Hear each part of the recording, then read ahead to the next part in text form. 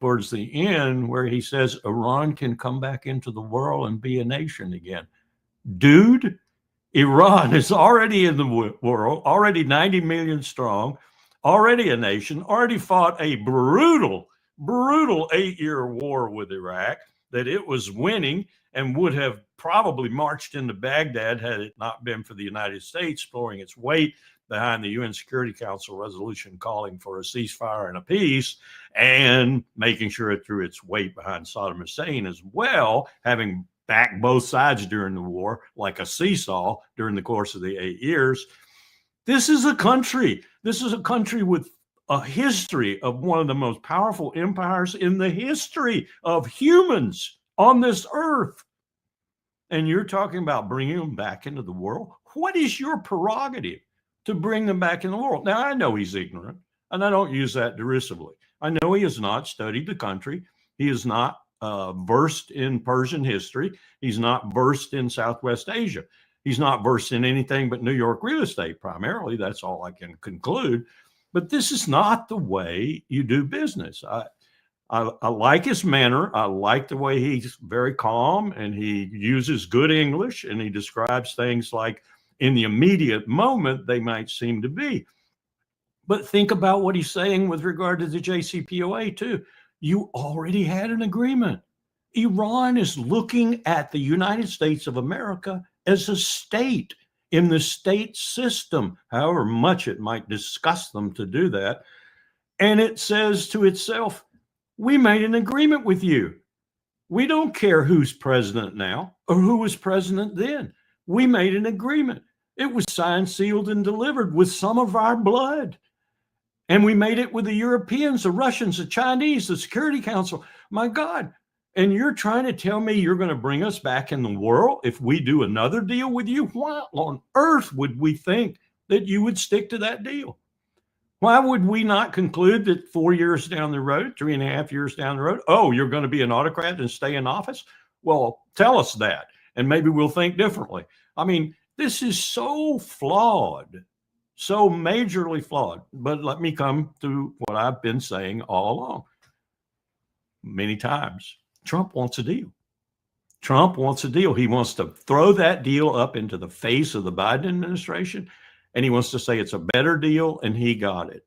And he will work exactly the way Witkoff was describing there, probably in a far more mercurial character as he does it, but he will work for a deal. He will try to get a deal. I believe that. I think that's true, and that would be good.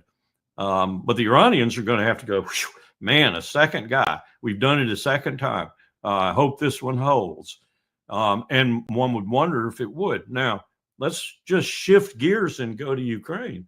And this approach is not going to work. This approach is simply not going to work.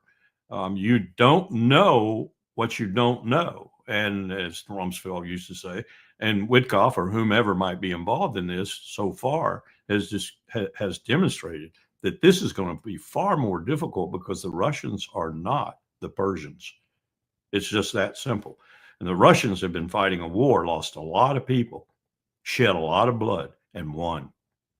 And they think they're going to take this same kind of approach, making a deal for the deal maker Trump to Ukraine, which seems to be like they're thinking, going to be a disaster. And that, to me, unless we make the stupid decision to actually try to take Iran down, which I don't think we will. I just don't think the Pentagon will let that happen.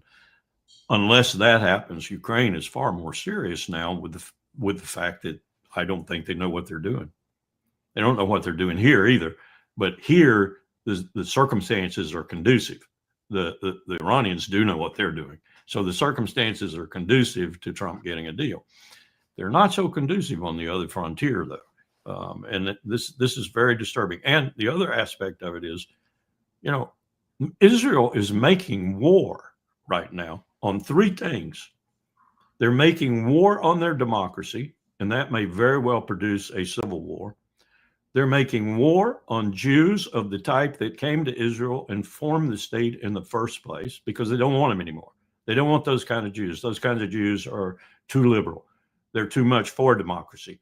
They don't want those. What they want is Ben Gavirs. They want little Ben Gavirs, tons of them. So they're making war on the immigration, if you will, that might result into Israel once this is settled in some way. I'm not even sure there'll be too many European Jews that want to come. Maybe the Smotrich and Ben Gvir types will want to come. And then the third thing they're doing is essentially destroying what's left of any semblance of a state in Israel. And of course, I should throw a fourth one in there. They're back to killing massively again. I was reading actually looking at some of the plans for North Gaza, what they're going to do in North Gaza, what they're going to do south of the Nazarene corridor, and then what they're going to do all the way to Rafah once again. It's just a repetition with even more killing and more destruction of what they did in the first few months of the war. It's phase two. And Netanyahu had absolutely no plans on going to a second stage of the ceasefire and no plans on getting the other hostages out. And this is going to make the civil war, if it happens, even more vicious and more terminating of the state of Israel. So that's a long-winded way to do it, but these things are wrapped together. You know, Al-Ansar, the Houthis, Ukraine, Israel, Syria, they're all wrapped together because this is part of the empire's desire to create that arc of instability from the Arctic Ocean to the Antarctic, principally now from the Baltic through Ukraine down to the Levant and now into Syria, that they think will stop the erosion of power from west to east.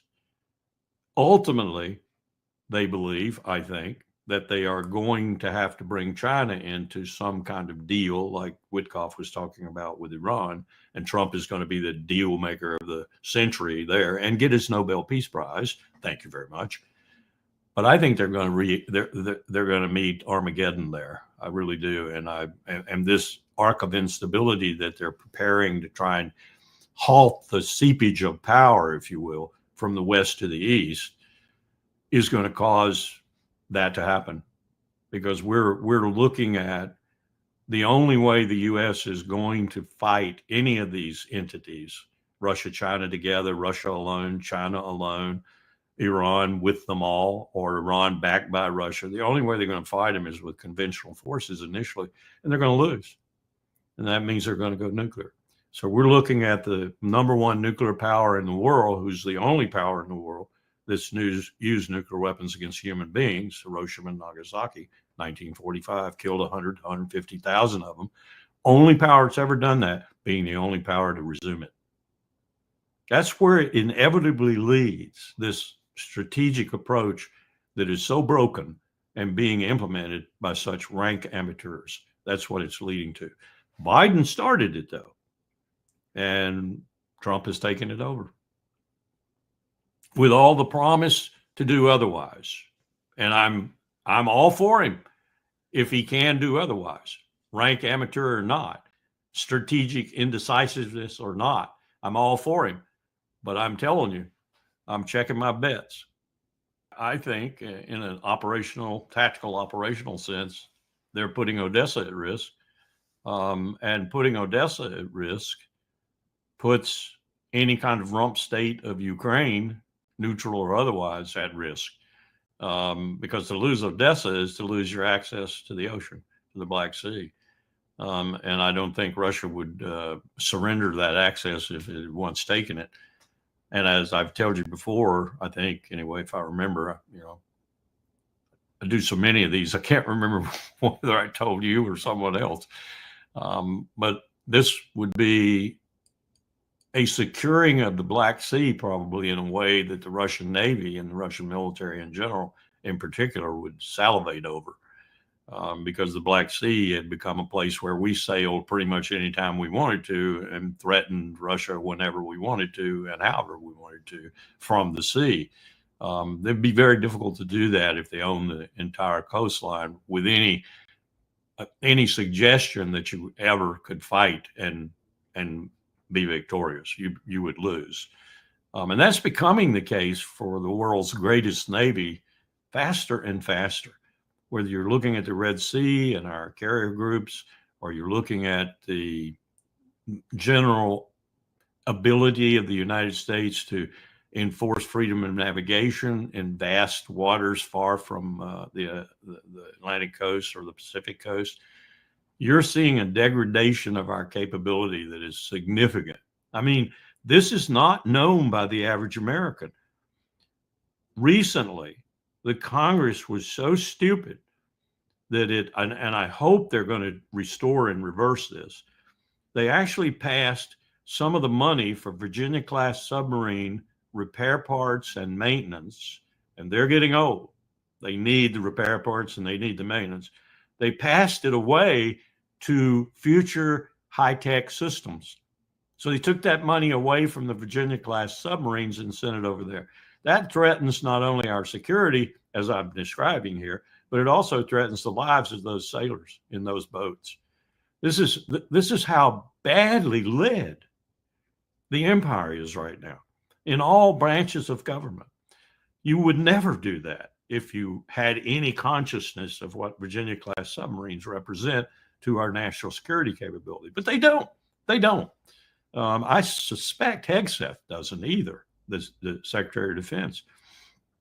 If you're going to do these kinds of things and make these braggadocio remarks about Iran will never have a nuclear weapon and we're going to take the Houthis down, you are really endangering the American Republic, such as it is, the American empire, your own standing. You're really treading on thin ice. And we're doing it every day now.